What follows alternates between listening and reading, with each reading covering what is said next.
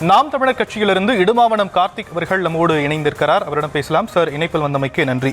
சாதி ஆணவ கொலை விவகாரத்தில் மென்மையான போக்கு அரசியல் கட்சிகள் கையாளுகிறதா என்ற கேள்வி எழுந்திருக்கக்கூடிய ஒரு சூழல்ல இன்றைய தினம் திமுக கூட்டணியில் இருக்கக்கூடிய விசிக கம்யூனிஸ்ட் கட்சிகள் இதற்காக ஒரு தனி சட்டம் இயற்ற வேண்டும் அப்படின்னு ஒரு கோரிக்கையை கொடுத்திருக்கிறாங்க. இந்த கோரிக்கையை நாம் தமிழர் கட்சி எப்படி பார்க்குது?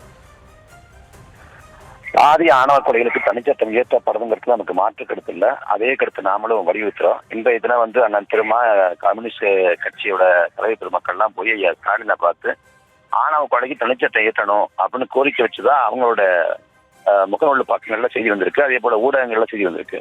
ஆனா தமிழ்நாட்டோட முதலமைச்சர் ஐயா ஸ்டாலினை பொறுத்த வரைக்கும் இன்னைக்கு சந்திச்சது ஒரு நலம் விசாரிப்பு, உடல்நலம் பாதிக்கப்பட்டதால நலம் விசாரிக்க தான் வந்தாங்க அப்படின்னு தமிழ்நாடு அரசோட அதிகாரப்பூர்வ பக்கங்களை வெளியாகுது.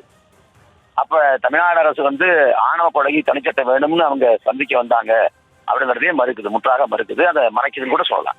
இதுல சாதி ஆணவ கொலைகளுக்கு தனிச்சட்டம் வேணுங்கிற கோரிக்கை இன்னைக்கு நாம் தமிழர் கட்சி வைக்குது, விசிக வைக்குது, இடதுசாரி அமைப்புகள் வைக்கிறாங்க, கம்யூனிஸ்ட்கள் வைக்கிறாங்க, காங்கிரஸோட பிரிவு சார்பாக கூட அவங்க போராட்டம் செய்யிருக்காங்க. இந்த கோரிக்கையை கடந்த காலத்துல வச்ச கட்சி தான் திமுக. பார்லிமெண்ட்ல அம்மையார் கனிமொழி ஆணவ கொலைகளுக்கு தனிச்சட்டம் வேணும் அப்படிங்கிற கோரிக்கை வச்சாங்க. 2018ஆம் ஆண்டு நந்தி சுவாதி இணையர் ஆணவ படுகொலைக்கு உள்ளாக்கப்பட்ட போது அன்னைக்கு இதை கடுமையா கண்டிச்ச ஐயா ஸ்டாலின் அவர்கள் இதுக்கு தனிச்சட்டம் நாங்க வந்தோன்னே ஏற்றுவோம் அப்படிங்கிற வாக்குறுதியை கொடுத்திருந்தாங்க. ஆனா திமுக ஆட்சிக்கு வந்த பிறகு இந்த 4 ஆண்டு காலத்துல ஆணவ கொலைக்கு தனிச்சட்டம் ஏற்ற மறுக்குது. குறிப்பா கம்யூனிஸ்ட் சட்டமன்ற உறுப்பினர் நாகை மாடி கொண்டு வந்த கவனஈர்ப்பு தீர்மானத்துல இருக்கிற சட்டங்களே போதுமானது, இந்த கூடுதலான சட்டங்கள் தேவையில்லை அப்படின்னு திட்டவட்டமா சட்டமன்றத்துல மறுத்திருக்காரு முதலமைச்சர் ஸ்டாலின். இங்க ஏப்ரல் 14 அன்னைக்கு ஆனால் அம்பேத்கரோட பிறந்தநாள் நிகழ்வுக்கு பிரகாஷ் அம்பேத்கரோட பேரன் வந்தார். அவர் முதலமைச்சர் ஸ்டாலினை மேடல வச்சுட்டு வச்ச கோரிக்கைங்கிறது ஆணவ கொலைகளுக்கு தனிச்சட்டம் இயற்றணும். அப்படி இயற்றினா அது இந்தியாவுக்கே ஒரு முன்னுதாரணமா இருக்கும் அப்படிங்கிறாங்க. இங்க சமூக நீதி அப்படிங்கிற சொல்லாடல ஒரு நாளைக்கு 100 தடவை வச்சிருக்கிறாங்க. சமூக நீதி, திராவிட மாடல், சமத்துவம் அப்படின்னு எல்லாத்தையும் பேசுறாங்க. ஆனா சமூக நீதி அரசுன்னு சொல்லிக் கொள்ளாத ராஜஸ்தான்ல 2019ஆம் ஆண்டு சாதி ஆணவ கொலைகளுக்கு எதிராக தனிச்சட்டம் இயற்றப்பட்டிருக்கு. அதே போல தமிழ்நாட்டில் ஏற்றுவதில் என்ன பிரச்சனை? திமுக, திராவிட இயக்கங்கள், திராவிட கோட்பாடு, திராவிட மாடல் அரசுங்கிற அந்த கருத்துருவாக்கம் எல்லாமே அடிப்படையில வலியுறுத்துவது ஒன்னே ஒண்ணுதான், சமத்துவம் தான். அந்த சமத்துவத்துக்கு எதிரானதான் அந்த சாதியமும் சாதிய ஆணவ கொலையும். அப்ப இந்த சாதிய ஆணவ கொலை ஆணவ கொலையை மூர்க்கமா தடுக்கணும் அப்படின்னா ஆளக்கூடிய அரசு சட்டம் இயற்றணும். ஆனா திமுக அரசு இந்த தம்பி கவினோட சாதிய ஆணவ படுகொலையில அவங்க நடந்துகிட்ட விதங்கிறது ரொம்ப அதிர்ச்சி அளிக்குது. இன்னும் சொல்ல போனா ரொம்ப அபத்தமாவும் இருக்குது. ஏன்னா இதனால வரைக்கும் கண்ணகி முருகேசன் இந்த சாதி ஆணவ படுகொலை தொடங்கி இங்க உடுமலைப்பட்ட சங்கரு, கோகுல்ராஜ் இந்த சாதி ஆணவ படுகொலைகள் எல்லாம் கண்டிக்கப்பட்டாலும் அதெல்லாம் இயக்கங்கள் கண்டிச்சு, கட்சிகள் கண்டிச்சு, சமூக செயல்பாட்டாளர்கள் கண்டிச்சாங்க. ஆனா தம்பி கவியோட சாதி ஆணவ படுகொலை தான் ஒட்டுமொத்த சமூகமும் கொந்தளிச்ச ஒன்னா இருந்துச்சு. சமூக வலைதளங்கள்ல பொது புத்தியே அதுக்கு எதிராக இருந்துச்சு. ஒட்டுமொத்த பொது சமூகம் கண்டனத்தை வெளிப்படுத்துச்சு. அப்ப இந்த சாதி ஆணவ படுகொலை பொறுத்த வரைக்கும் இப்ப இன்னைக்கு ஒரு காவலர் கொலை செய்யப்படுறார், சண்முகவேல்னு ஒரு காவலர் கொலை செய்யப்படுறாரு. கொலை செய்யப்பட்ட 1 மணி நேரத்துக்குள்ள, அந்த செய்தி வெளியான 1 மணி நேரத்துக்குள்ள ஐயா ஸ்டாலின் ஒரு இரங்கல் அறிக்கை கொடுத்து 1 கோடி ரூபாய் நிவாரணம் அறிவிக்கிறாரு. ஆனா கவினோட சாதி ஆணவ படுகொலை நிகழ்ந்து 4 நாட்கள் வரைக்கும் நாங்க உடலை வாங்க மாட்டோம்னு அவங்க குடும்பத்தார் போராட்டம் செய்யறாங்க. இதில் தொடர்புடைய எல்லாரையும் கைது பண்ணணும், அப்பதான் நாங்க உடலை வாங்குவோம் அப்படின்னு போராட்டம் பண்றாங்க.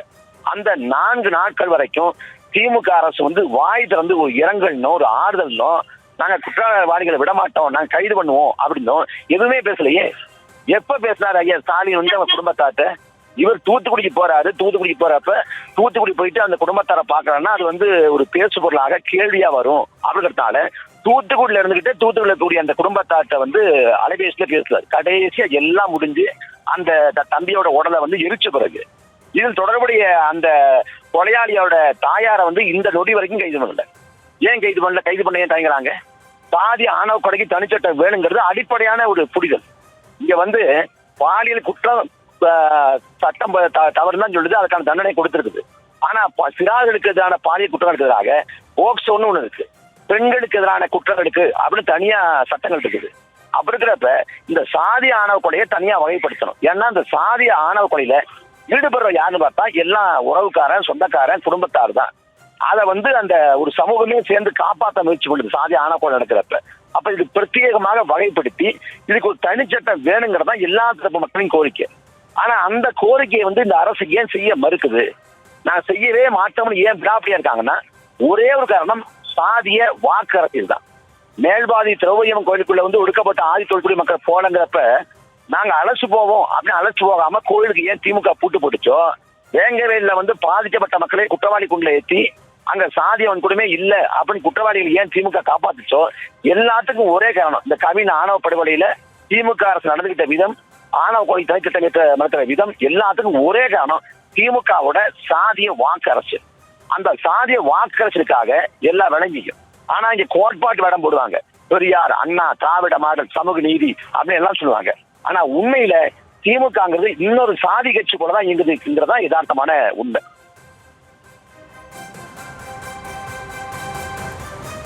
நன்றி திரு இடுமாவனம் கார்த்திக். இணைப்பில் உங்களுடைய கருத்துக்களை பகிர்ந்தமைக்க நன்றி.